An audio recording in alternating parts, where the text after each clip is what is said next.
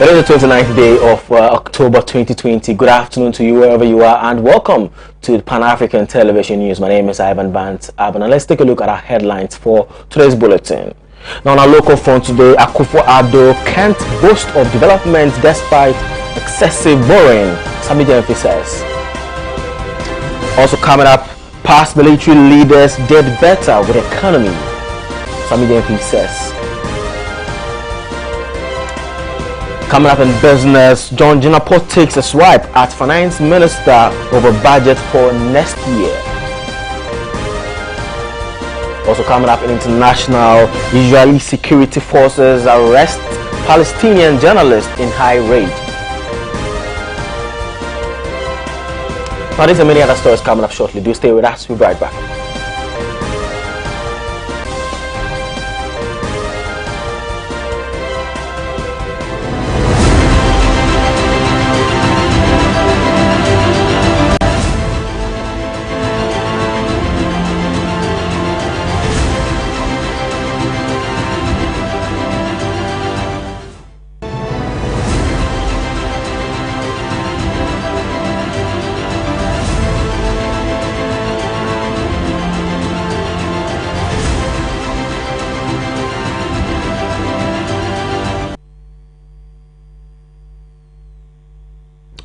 So welcome back from that break. Now the news in detail. Now we're still on election focus. You know, it's 39 days to the December 7th, and here on election focus, we are committed in bringing you in-depth analysis with activities running up to the December 7, 2020 general election. Well, today we have been joined in the studio by the presidential candidate for the GCPP, that is a Great Consolidated Popular Party, and the flag bearer is in the person of Dr. Henry Herbert Lartey. We'll be discussing quite a number of issues that are pressing to the economy, and obviously what he would do differently when given the opportunity to represent the good people of Ghana as the leader and president for this nation. You're most welcome to the studio, sir.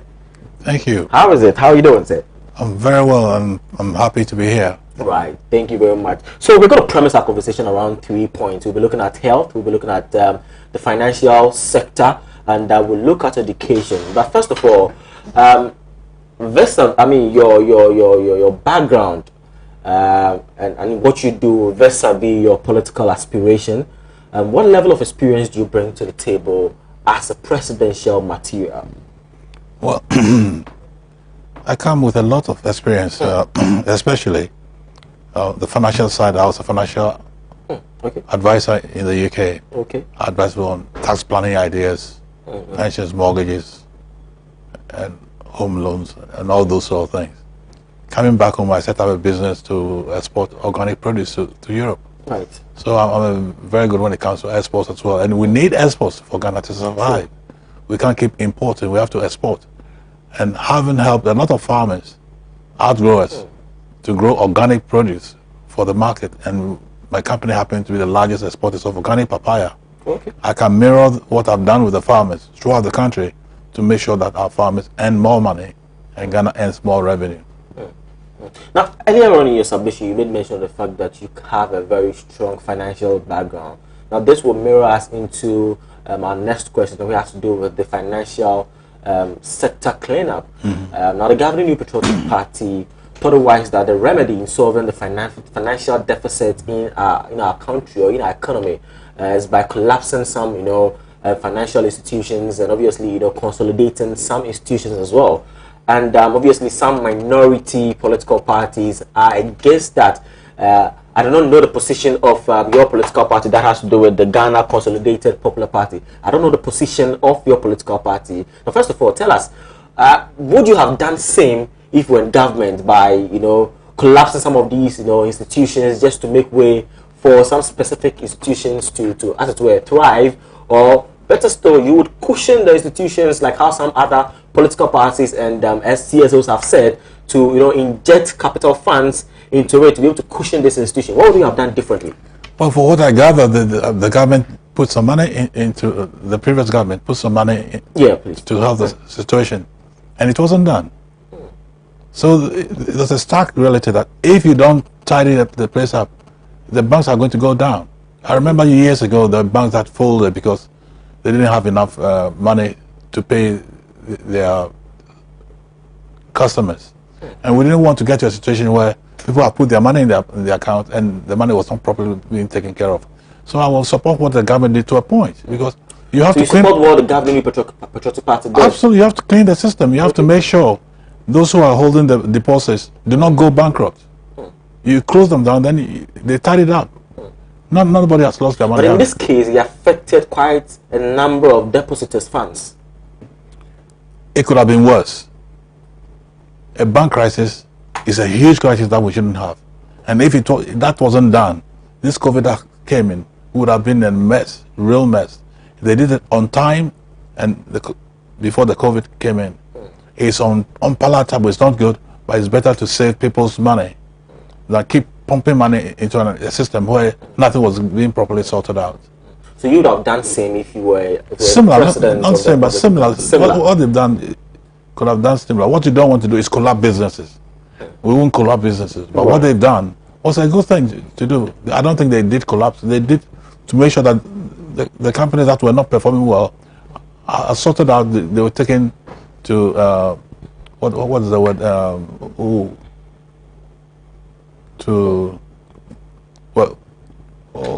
The word is not coming, but they did the right thing. To cushion off the effect. Do you know what would have happened if all those millions of people had lost their money? The whole economy would have died. Negative. Now let's look at the health sector. And this question, I would want to know what you also want to do differently in supporting the health sector. Now, COVID-19 broke out, and we realized a very huge deficit as far as infrastructure in our economy. We did not have even enough, health infrastructure to be able to accommodate quite a number of COVID-19 patients and all that. And so it exposed that hugely. Now, what would you do if given a chance we were not really exposed? Really? The Western world thought we were going to be exposed, and they are now ashamed of themselves. They thought Africa was not exposed. Listen, they thought Africa was going to collapse.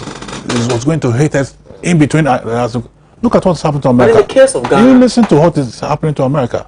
We've done well. Our experts have advised the government very well. We've been able to do the correct things by testing and also tracing and treatment. Yeah. And we did it so well. Our system is going down. But America is dying. As I talk to you, maybe Trump is going to lose the election because he didn't do it well. Even Boris Johnson contacted the disease. And as I talk to you, Germany is also having higher rates. We have done much better, and the good Lord has taken care of Africa. So, I mean, the question I was posing earlier on has to do with the fact that you said we have done well as far as infrastructure. I didn't say infrastructure. I said we have done well in treating it. But my question has to do with the infrastructure. But all those who have the infrastructure couldn't treat it. If look at America, look at the UK. We don't have to compare ourselves to the Americans. You have to. You have to. They thought they were first world, and we are third world. We can't handle it. Well, with all their structures, they couldn't do it. What can we do to improve our infrastructure, our health infrastructure? Fine. We have to build more infrastructure and things like that. But we have something that we don't realize we have. Our traditional medicines are so very, very good. Our traditional herbalists and things. We should push more on domestication in dealing with that. My grandmother was a herbalist, and she solved so many illnesses that normal medicals could not. When you break your leg, footballers, they take them to Europe. They can't solve it. When they bring them to our people, it gets solved. Let's show more of those stories, good stories that our herbalists are able to solve, and prove that our medicines is good. Well before the white man came, Africans were living. They never lived. Look, we have certain leaves. When you take them, it does a lot of things. We should improve the African system of health and add the good side of the European as well. Then we have something very good. What are the policies the great consolidated popular party is touting as far as health is concerned when given the power to rule us, to be the leader of this country? It's very important. We have to build more hospitals. We have to earn more money. Not just wish you will build hospitals. How do you intend to raise more capital? We'll raise more capital. For example, in agriculture, we'll go organic, produce organically, right? And when you produce, there's a huge market for organic production. Because my company, Latia Associates, happens to be the largest exporter of organic papaya. And once we produce organic, we'll sell to the whole world. There's a huge market for it. Once you have money in the back of your pocket, you can do a lot of things. you can expand the base of our health service, and then improve the African side of herbalist treatment. Look, we go to China and buy herbal products. Meanwhile, we have them here. I think the question has to do, or the issue has to do with how best we are making it more lucrative for our people to patronize it. Because, I mean, for me, it doesn't really add up when you produce it here and export it, and when the indigenous people in the country are not patronizing it. I'm not talking about exporting. I'm talking about taking care of our people here. We use too much sometimes Western medicine. That does not help us. When there's local stuff there, we should improve the local stuff as well. At the same time, we should improve the Western system, recruit more doctors, more nurses, more infrastructure, more hospitals, more things that are needed. You have to do both. You just don't do one way and leave the others. I believe that once we are able to change the ratio between patients and the number of doctors by giving incentives to have more nurses and doctors, we'll do much better. At the same time, don't forget that we have a system that is localized, traditional, that helps our system, and we should improve that as well. Now let's look at borrowing. Would your government resort to borrowing and funding most? As you're talking to me agencies? now, our debt to our national debt, our national debt to 1.38 billion Ghana cedis. No, we're talking of percentage of 76.8%. 76.8%, yes. That's terrible. We are near Very back terrible. to HIPIC. We should bring foreign investment in. I know I have a lot of foreigners who want to invest in Ghana because that's what I was doing in Europe.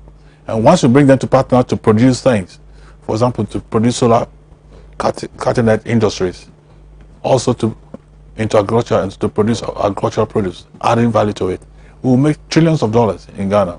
I mean trillions. Trillions. I'm saying trillions. We'll create over 3 million jobs easily. And then, once with that money in your pocket, what infrastructure can you build? You can build the best hospitals, the best schools, and they'll go for free. And then make sure that we improve our traditional medicines, show what they're doing in every other village for Ghanaians to see the good things that are here, and then sell it to the world. That's what we should do. Look, we have so much talent here. We don't actually push it. And that is what domestication wants to do. Domestication wants to make sure that we eat what we grow and grow what we eat. It just doesn't mean food. It means health. We help our herbalists to come out and show what they can do and how they can help the system. That industry. Absolutely, and do that. Okay. And once we do that, we can even sell our health to the world. Right. Right. Now let's look at the educational sector here in the country. Would your government also continue with? I mean, clearly it's very progressive, the free SHS. But would your government, when given the nod, continue a double track system? We'll continue with the free SHS. We'll continue with vocational training, which is number one, because my company was invited to set up a company in Germany in 2003, and I realized how the vocational system helps. That's why they can build Mercedes and those sorts of things. Right. So we have to help people to use handiwork, those who have crafts, to improve the economy. It's very, very good to do that. How about the double track system? It's only a temporary thing. It's a double track because it's temporary. It's not going to be future. Everything that you do has challenges. Okay. Just because it's double track and it's not working now does not mean it will not work in the future. Okay. So it has its negatives, but there's a positive to it. In the next few years, I'm sure we'll build more infrastructure to solve the problem. Okay. You see, the problems we have in Ghana, as soon as you have a problem, you think, that's the end of it. No, when that's when you have more challenges. You say, I'm going to do it, and you move on and you improve it. The aircraft wasn't built overnight. That's true. There was a lot of accidents before it happened. So once we have a double track and it's a problem, it's not a real problem. We have to tackle it, improve it, create more wealth, build more infrastructure, and then we'll put that to bed. I'll give you an opportunity. What are some of the developmental policies that you are willing, aside all that we've spoken about with education, health, finance, and all that, what other developmental policies are you willing to initiate when the good people of Ghana gives you the nod to represent them as president come December 7th? We should all earn money. Ghanaians should be able to create wealth for the country, and the youth are dying for jobs. We can help by going to the solar system, building solar panels here, bringing the best solar companies into Ghana to build cutting-edge industries, to create wealth. And once we create wealth, we can do a lot of, we can build everything that you want, we can get here. Agriculture too. We should improve the agricultural sector, going organic. True. Adding value to it, producing smoothies, producing individually quick frozen fruits, and vegetables selling to Europe. We have it here, we can do it. Okay. It's possible. Once the Ghanaians know that we can do it and we push it, nobody will tell me that once the GCC is in power, we're going to go have our debt 76% of the GDP. No, of course not. Once you have money in your pocket, the rest is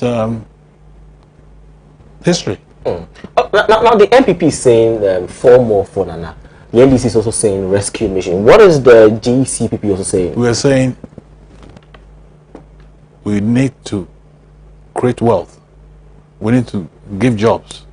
When we can create the jobs, if they support us to use the solar system, energy, to bring in jobs into Ghana, and also use organic exports to help the farming industry, to create jobs for the youth.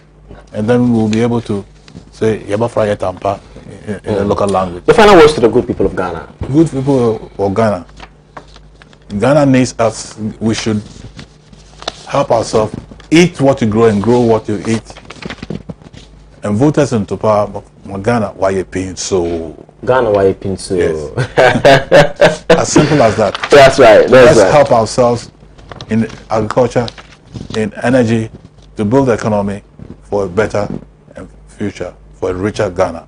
Right. Thank you very much, sir. Thank you very much, sir. We're having a conversation with Dr. Henry Herbert Latte, who happens to be the presidential candidate for the Great Consolidated Popular Party. Now let's go for a quick break. We'll turn with some more stories on election focus. We'll stay with us. Right back.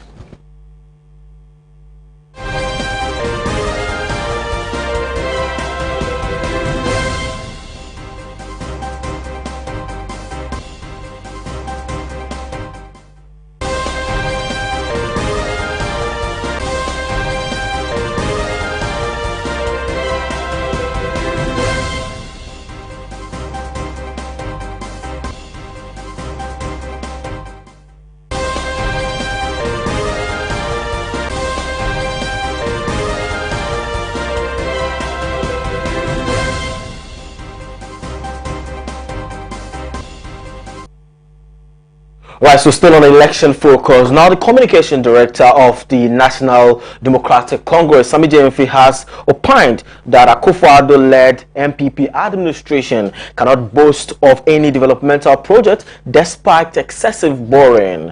Addressing the media at the party's weekly presser, he added that unlike the erstwhile NDC government who borrowed for the purpose of development, the MPP has only ballooned the country's debt stock with no achievements to tout. Promising to reduce government borrowing, after promising to improve our debt position, our public debt, which stood at 120 billion Ghana cedis as of December 2016, has ballooned to 258.8 billion as of June 2020. Also, our debt to GDP ratio, which stood at 55.6% as of December 2016, has increased to 68.3% and projected by the IMF to hit 76.7% by December this year. What this means is that President Akufo-Addo has added more debts, that is a whopping 138 billion Ghana cedis and still counting, to Ghana's public debts in only 3.5 years. Far more, what he has added to the public debt is far more than any government has done in the history of this country, and far more than all successive governments since independence have cumulatively added to the country's public debts.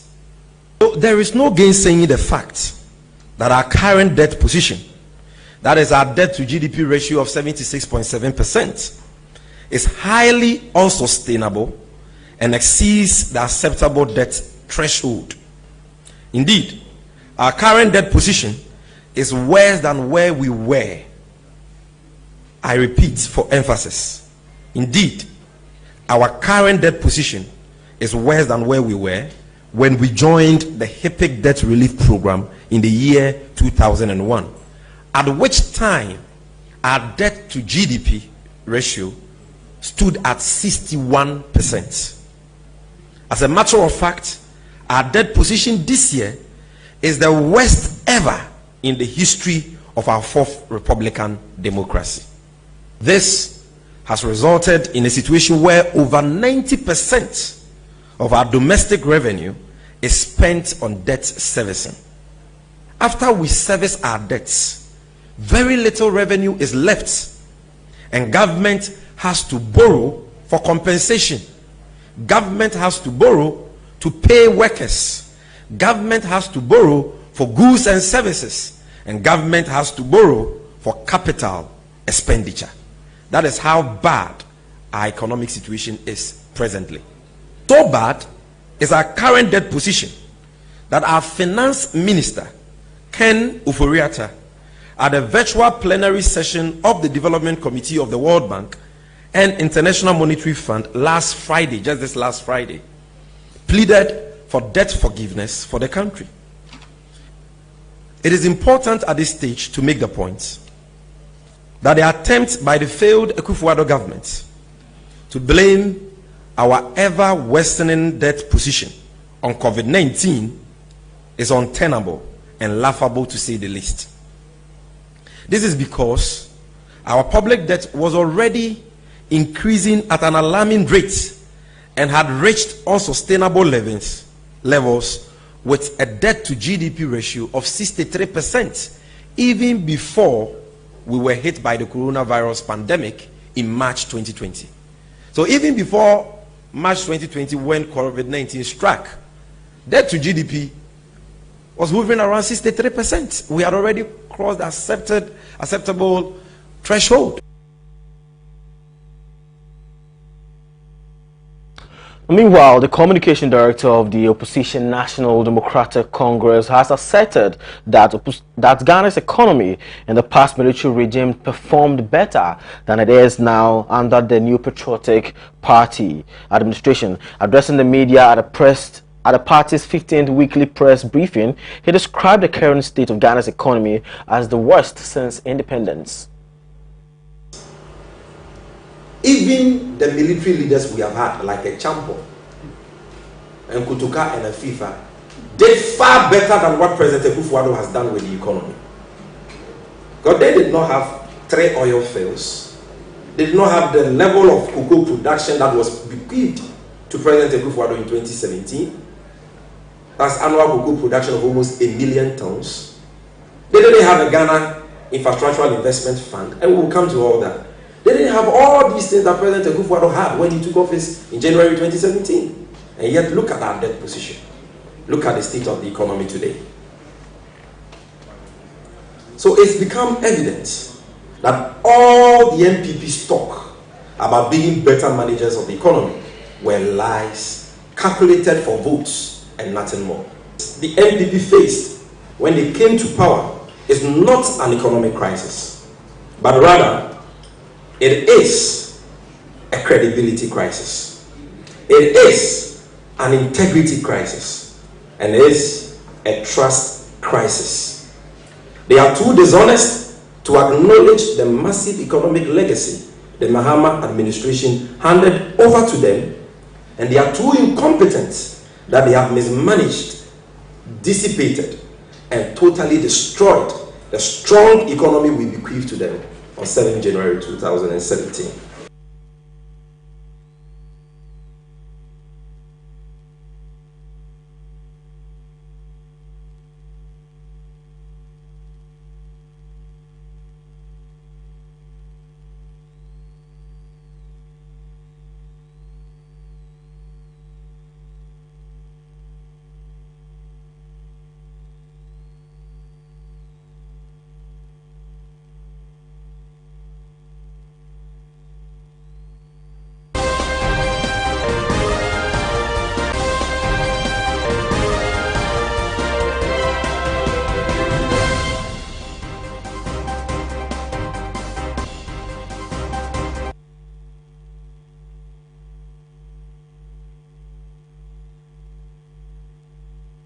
All right, so we are trying to get in touch with Reverend Dr. Walanyo Mensah, who is a lecturer and an economist, to make comments on the appearances of the finance minister in Parliament, speaking about the 2021 first quarter budget statement. And as and when we get to him, we'll put him on the line and have that conversation with him. Now, away from that, residents of Ashiye Fulani, a suburb of Accra, have had their homes delugged after yesterday's downpour.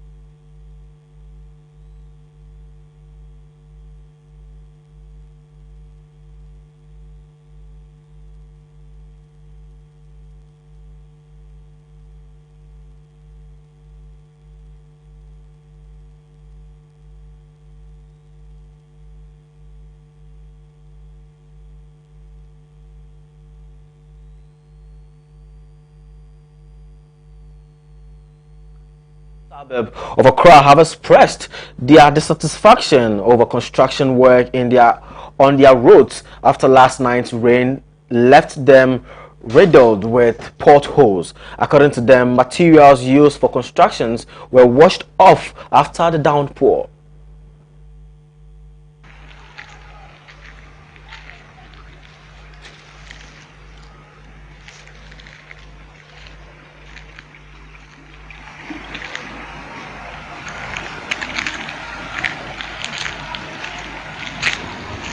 Here for how many years? 8 good years. I did first last year. We are not see any improvement for this water. So this time. So for 8 years, this situation happens every time it rains. Every day it rains. So if they don't come do water for here, we will not go vote. No water, no vote. No water, no campaign.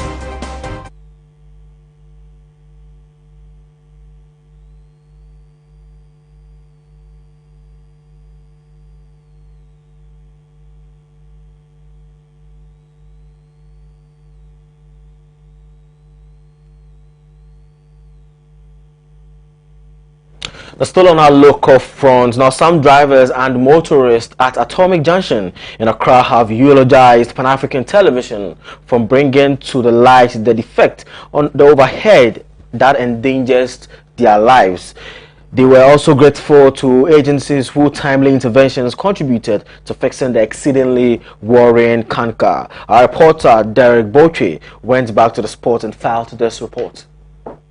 Few months ago, I stood at this particular point at Atomic Junction to report of a defect that was on the overpass or the flyover. This defect was at the expansion gap that was on the flyover, and it has developed so much defect that it resulted into a big pothole on the stretch.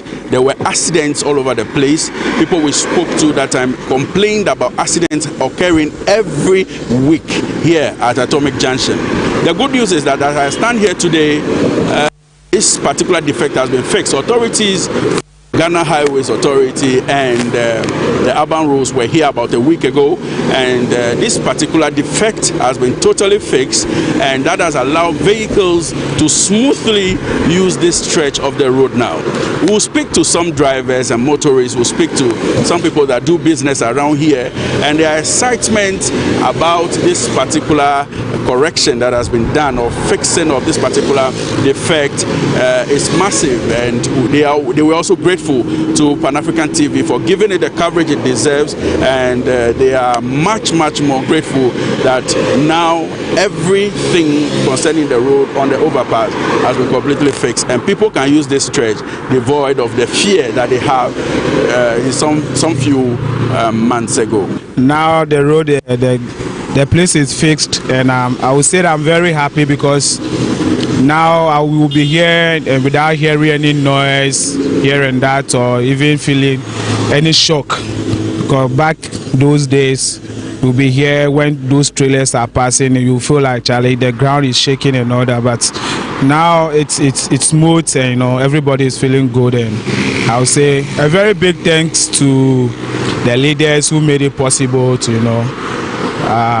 made it a success, and now all the cars are moving up and down smoothly, and no accident and all that. I'm very happy, and we are very grateful. I would say Pan-Africa TV, they are doing great, because when they heard about the incident, they carried out to the media, to whoever has to heard it, I believe it's through them this has been done. We are very happy about what's happened, because as they didn't do it, there is many accidents that occur over here. So as everybody was surprised that this place was done, because it was there for a very long time. So we are all happy for that. So we pray it goes on like this. Oh, we are very happy they showed this, so that Ghanaians should know that what is going on in Ghana, they are almost doing every development at any place that we don't think they must do anything. Thank you. Oh, I am because first in our restaurant, yes, you are easy. But Nadia, say I'm here, Obia, Farum now, so Abban about Samuel and Nijipa Samuel. Obia Casa from Hosadia Muya, because first they are any by Sadia, if I won't be correct. Reporting for Pan-African Television from the Atomic Junction here in Accra, my name is Derek Butchie.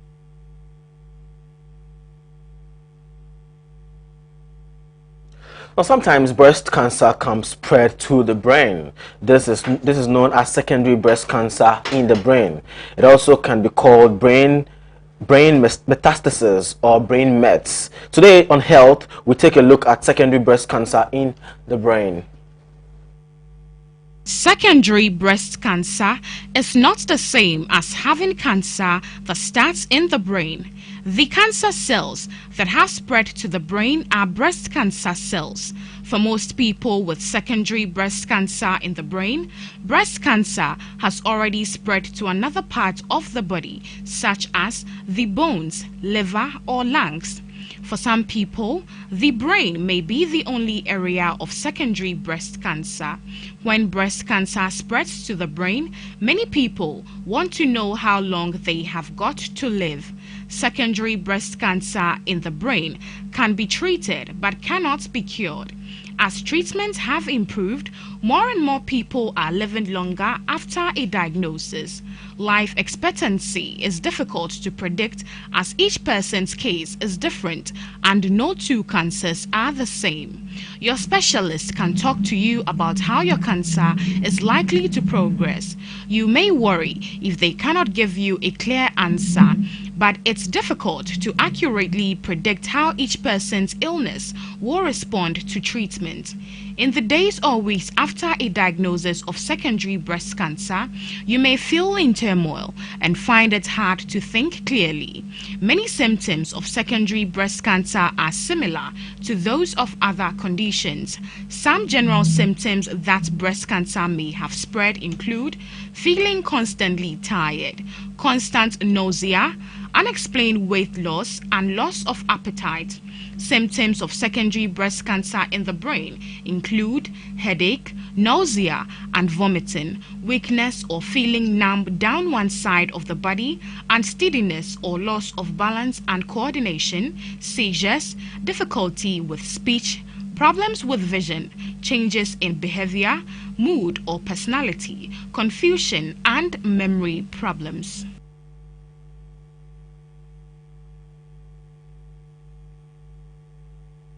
So that's all we have for you on our local front. Up next is business.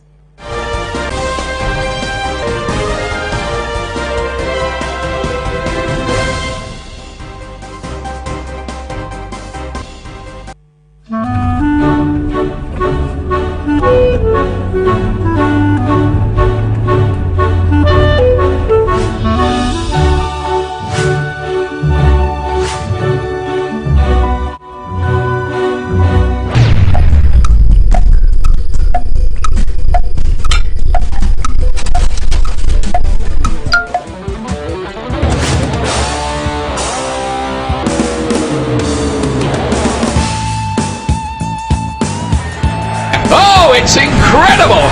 Bang on target!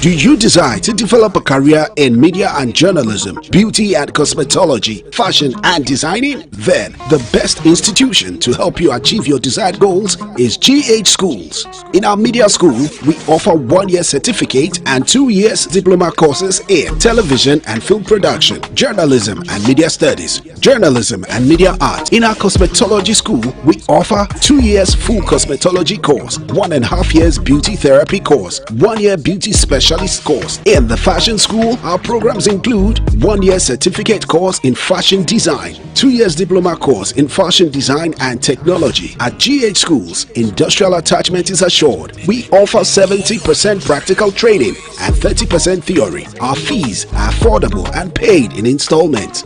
Register online at www.admissions.ghschools.online. GH Schools. Train, practice, achieve.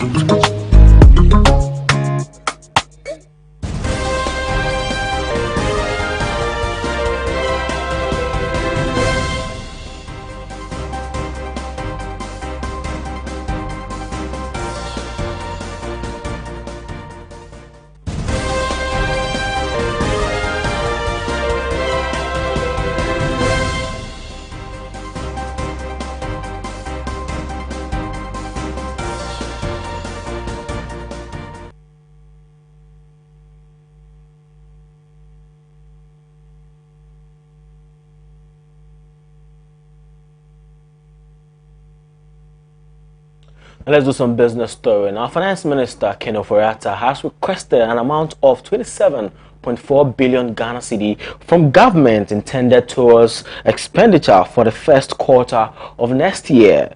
This request was made when he made appearances in Parliament yesterday. Reacting to the issue after the presentation, former Deputy Energy Minister John Jinapor rubbished the request and allegedly accused the Finance Minister of running out of ideas. Right when the Finance Minister came, we thought that that was an opportunity for the Finance Minister to present to us up-to-date information. That is what the Finance Minister is supposed to do, and not to tell us what happened in the year 2019. When he was presenting the 2020 budget, he had the opportunity to report 2019 figures. In addition to that, he had an opportunity to do the media review budget. The essence of the media review budget is to tell us information of full year 2019.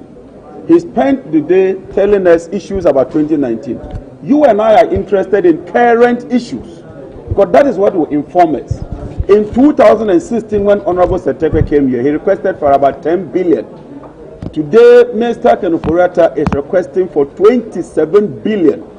Out of that 27 billion, over 10 billion of that amount would be used to service debt. That is debt servicing. It tells you that this country is broke. When you read the latest October report from the IMF, and I feel that is more credible because this minister hasn't been credible enough. Our debt to GDP is projected at 76% of GDP. When he took over as minister, the debt to GDP was about 56%. And that is the critical element, not just the nominal debt.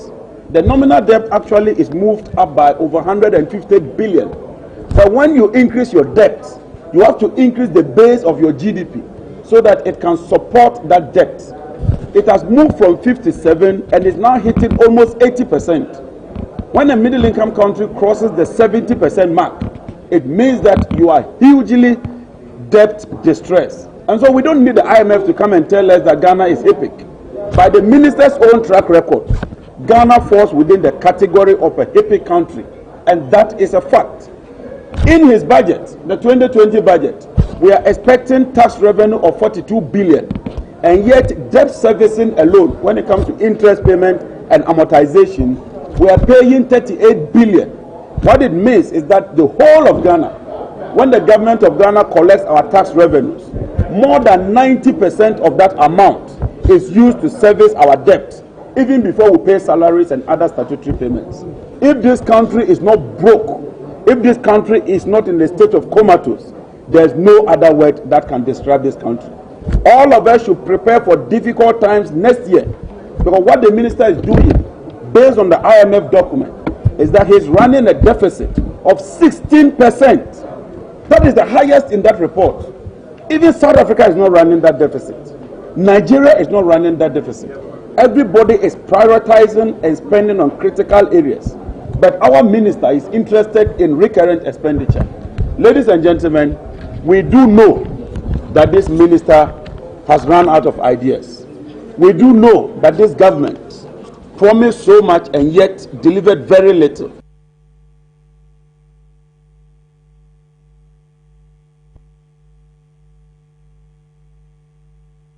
Now, Minister for Food and Agriculture has received an amount from companies in support of the 36th edition of the National Farmers Day celebration. This year's edition will be held in Techimantia in the Bono East on November 7th, 2020. The organizations are Stanbic Bank, Kingdom Exim Ghana Limited, Ghana Exim Bank, Interplus Ghana, Agricultural Manufacturing Group Limited, AMG, Nanam Ventures, New Okav Limited, Sidalco Company Limited, Ganoma Agrochemical Limited, Velinan Ventures, Crocodile Machete Company, Tovet, Chemical Company Limited, Colplast and Sunshine Company Limited. The AMG Limited presented a check for 100,000 Ghana cedis, 1,000 nose masks and 10 boxes of hand sanitizers, while Interplus Ghana presented a check for 20,000 Ghana cedis to further the interest of irrigation. Stanbic Bank presented a brand new pickup as prize for the second runner-up winner and a check for 52,000 Ghana cedis. Kingdom Exim Ghana Limited also presented 10,000 Ghana cedis and a corn mill. New Okav presented 10,000 Ghana cedis and some insecticides for the farmers. Nanam Limited presented a check for 20,000 Ghana cedis and some farm inputs. Ganoma presented 54,000 Ghana cedis worth of goods. Sunshine Company Limited donated spraying machines. Chemical Company Limited donated 100,000 Ghana cedis, while Tarvet donated chemicals for farming. Crocodile Machete Company also donated some matches for crop farming. The Minister of State in charge of Food and Agriculture, Dr. Nura, who received the donation, commended the organizations for their support. He further noted that the event will celebrate farmers for their hard work and serve as a platform to encourage agricultural productivity in the country. So that's all we have for you on our business front. Up next is international. Do stay.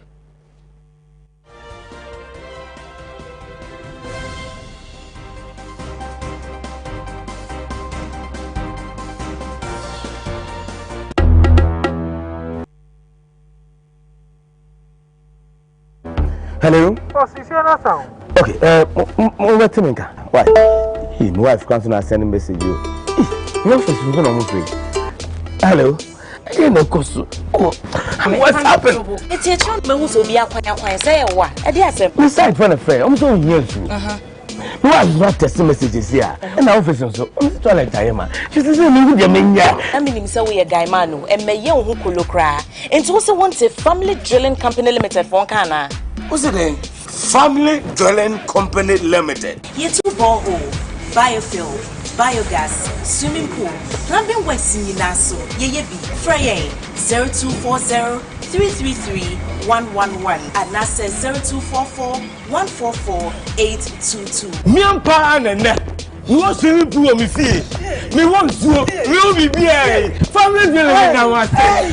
Family drilling. The fascist yala shit. Me out with that shit.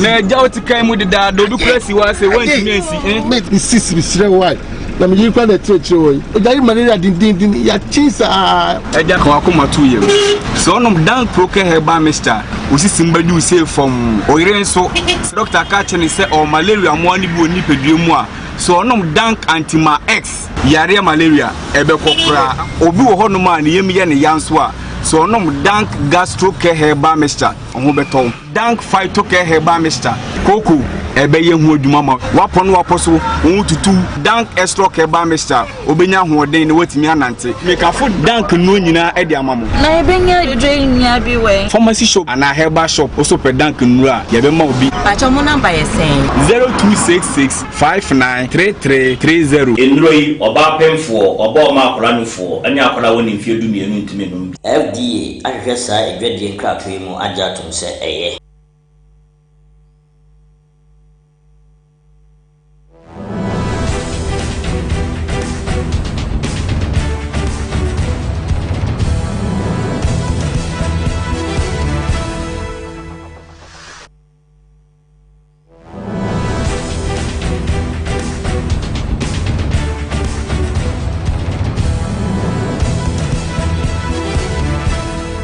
Now let's do some international stories. Now, Israeli security forces arrest Palestinian journalist in night raid. The journalist was arrested during a raid of his home and in the occupied West Bank conducted by Israeli soldiers at 2 a.m. on Tuesday, October 27th. In the latest assault on Palestinian journalists, Israeli security forces on Tuesday, October 27, arrested Palestinian journalist, filmmaker Abdul Raham al-Thaher from his home in the occupied West Bank. According to al-Thaher's wife, Rachel al-Sayer, the Israeli forces conducted a search for him at 2 a.m. in their neighborhood. They searched their house and went through the journalist's personal belongings. The Israeli soldiers finally arrested him without providing any reason or cause. Al-Thaher had reportedly also been arrested by the Palestinian Preventive Security Agency in August this year while he was leaving the An-Najah Media Center in Nablus, where he had been working as a producer and presenter of various TV shows. After his arrest, the Palestinian security forces also raided his home and took away his personal property as well as his work-related items, such as his laptop, files and other equipment. He was later slapped with charges including insulting the authority for some of his social media posts. The Palestinian authorities used the recently passed Electronic Crimes Law of 2017 against al-Thaher, under which he was kept under Palestinian detention until September 21 and slapped with a fine of 500 Jordanian dinars. The Palestine International Forum for Information and Communication in a statement denounced the journalist's arrest, demanding that the Israeli authorities release al-Thaher immediately without conditions. The statement also called upon Israel to release all other Palestinian journalists that are currently in Israeli detention. It said that currently more than 20 Palestinian journalists are in Israeli custody for no crime except that they were carrying out their professional journalistic duties. Al-Thaher's wife, speaking to the Middle East Eye, also revealed that his arrest by the Israeli security forces is puzzling since Al-Thaher is not involved in any political activities, and even his journalistic work is not political in nature. She also said this was the first time that he has been arrested by Israel. The Israeli authorities have not informed her or the journalist lawyers as to why they have arrested him and what charges they are planning to bring against him, if any.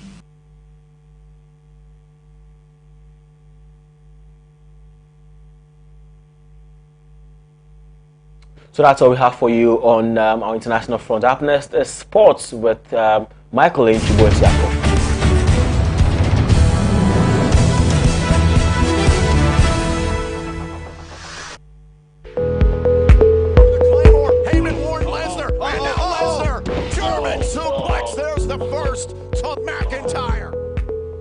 And it's not decided Truman capsules and so at their brain. I can't think of what's a good deal to make you.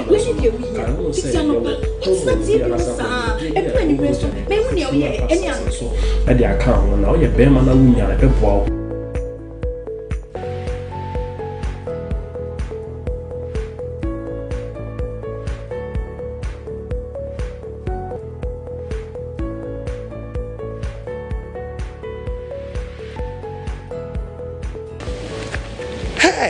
Truman capsules.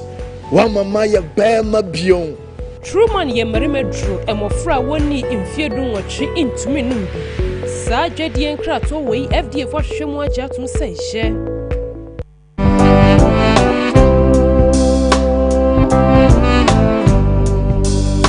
Yare baako a ɛha yɛ mema pa especially ya yenya 40 years and above no F by a feature call. Ubetumi afra mo.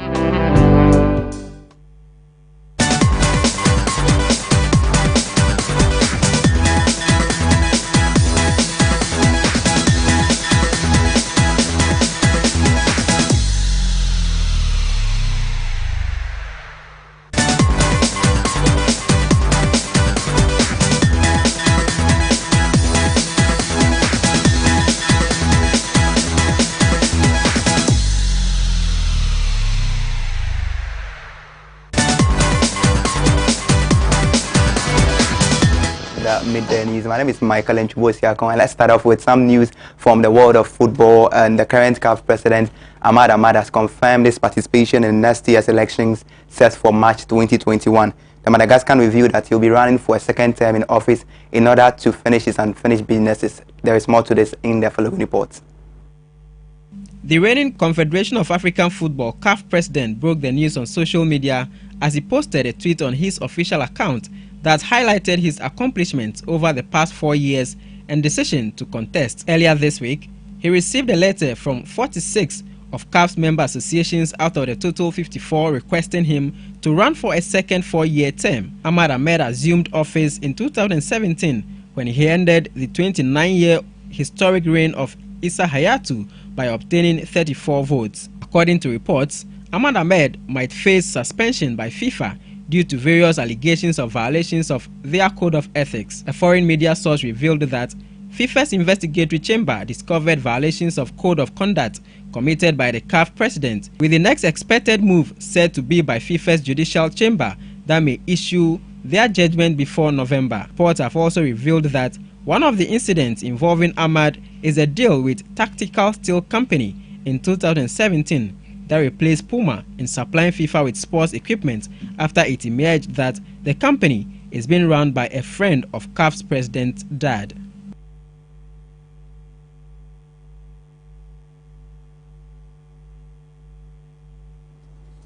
Let's still stay in the world of football. And the Ghana Premier League side, Mediama, have been given an 18 November 2020 deadline to pay $54,000 to former player Nathaniel Asamoah and $15,000 to the Ghana FA or suffer 3 points deduction in every match they will play in the 2020-2021 league season. There is more.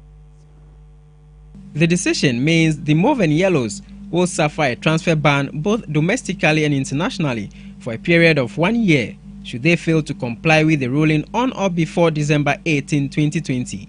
The disciplinary committee's ruling yesterday sought to enforce an appeals committee decision which directed the Takwa-based team to pay Asamoah 40% of his transfer fee to Raja Casablanca. For defaulting to adhere with the earlier decision on August 2, 2020, Mediama Soccer Club have also been fined 3,000 Ghana cedis to be paid on or before Friday, November 6, 2020. Asamoah was transferred to Moroccan side in 2015 for $150,000 but terminated his contract after 4 months.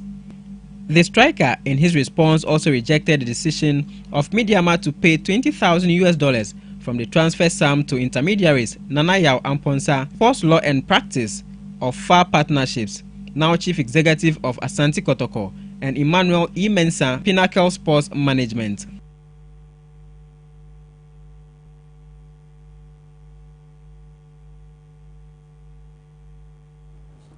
Yes, let's still stay in the world of football. And the UEFA Champions League sister competition, the Europa League, will be bouncing back tonight. And let's take you through the matches that will be played this evening. And let's begin with the matches that will be played 17:55 GMT. And Zoya Luhansk will be taking on Braga from Portugal. AEK Athens in Greece will be taking on the Leicester City from England. AC Milan from Italy will also be taking on Sparta Praha. Leo will be taking on Celtic from that of Scotland. Sivasspor from Turkey will be taking on Maccabi Tel Aviv. Karabakh will be taking on Villarreal from Spain. Antwerp will be taking on Giuseppe Mourinho-led men. Tottenham Hotspur. Lax Links will be taking on Ludo Goretz. Feyenoord will be taking on that of Wolfsburg, or will be taking on that of Wolfsburg. Then CSK Moscow in Russia will be taking on Dynamo Zagreb. Krizva Nevzda will be taking on Liberec. Gent in Belgium will be taking on Hoffenheim. Roma in Rome will be taking on CSK Sofia. Cluj will be taking on Young Boys. Arsenal would be at the Emirates and will be welcoming Dundalk. Molde will be taking on Rapid Wien. Slavia Praha will be taking on Leverkusen. Nice will be taking on Hapoel Ben-Shiva in Israel. In Portugal, would see Benfica taking on Standard Liège. Rangers will be in Scotland and welcome Lech Poznan from Poland. Omonia will be in Greece and would welcome PSV in Spain. Granada will be accepting or will be welcoming PAOK Thessaloniki. Real Sociedad also in Spain will be taking on Napoli. That will be the game of the night. And AZ Alkmaar from Netherlands will be taking on Rijeka. So those are the games that you should be expecting tonight as far as the Europa League is concerned. My name is Michael Nchubo. I can bring an end to sports.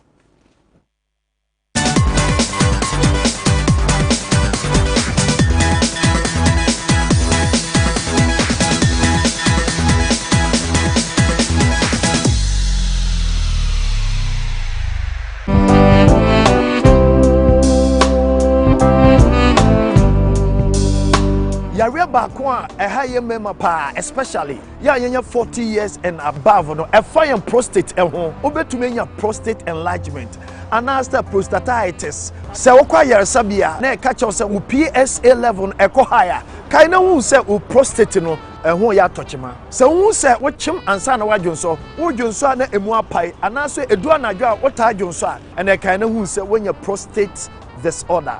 So utumi didi ye anasa watatenetene wapom anasa wonya daily supplement bia ebetumi aboa ama wo prostate no ejina nanan so sambare manche kirewe a natural link company a womode Proslav capsules a eboa mbarema prostate true man ana dinner capsules eboa emba efrichiriko ubetumi afra mo.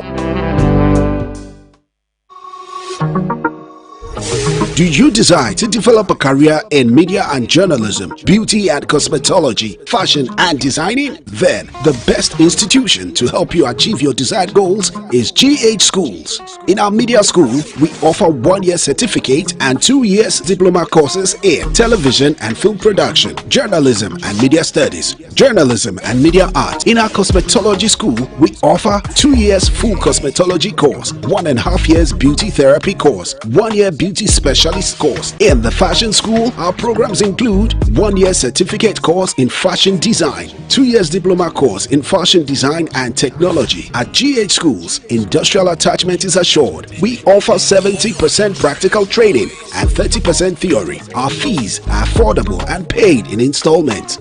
Register online at www.admissions.ghschools.online. GH Schools. Train, practice, achieve.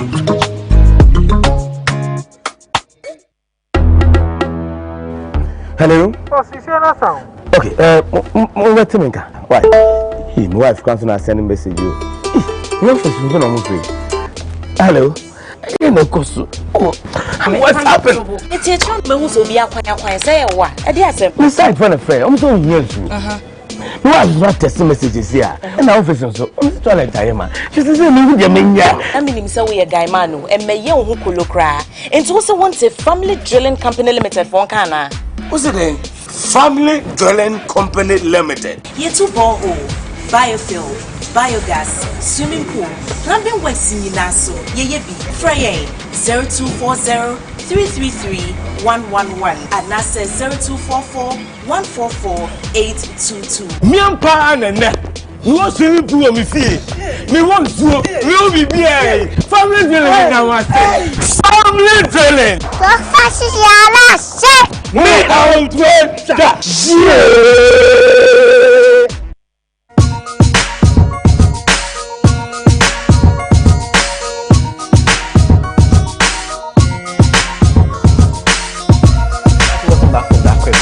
That was sports with my colleague Michael Enchi Boysiak. Now it's time for entertainment. Let's do some stories now. Comedian cum dancer Robert Ahoa, popularly known as Abura Mafia, has opened up on why he ventured into entertaining fans with his dance moves via social media. In an interview with our entertainment desk, he raised misconception born by people pertaining to his personality and appearance. There's more to this feature.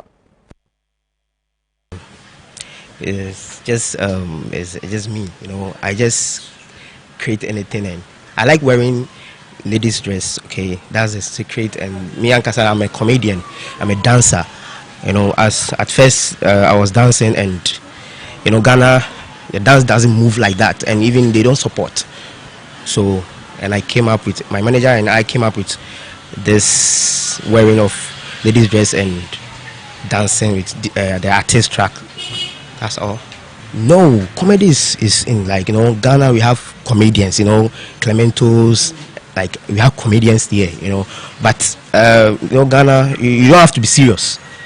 You know, you don't have to be serious. You just have to fool. And when you fool, you eat. Some people said, some people motivate me, you know. Some people even send me money. Just like that. They'll call me, oh, I want to support you, but then they send me. And some people too, they be insulting me, that will block them. Yeah, you just have to be you, you know. You don't have to listen to anyone. Okay, just do you. Whatever will come, just do it. You know, whatever when you are there, whatever will come inside your mind, alas, just do it. There's a woman in United States who she's trying to, you know, come up with something, but I'm busy. You know, she's busy, and some other people, but I'm not focusing on them. I'm just there. If you want to help me, come. Yes, I have program coming up. I think 19th, 18th, yeah, 18th of December. Yeah, I'm having a program, massive program.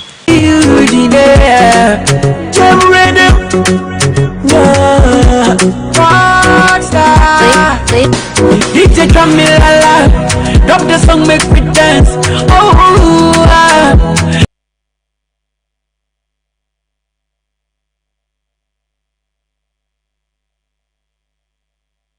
So that's all we have for you on today's Midday Bulletin. But before we leave, let's take a look at our headlines for today.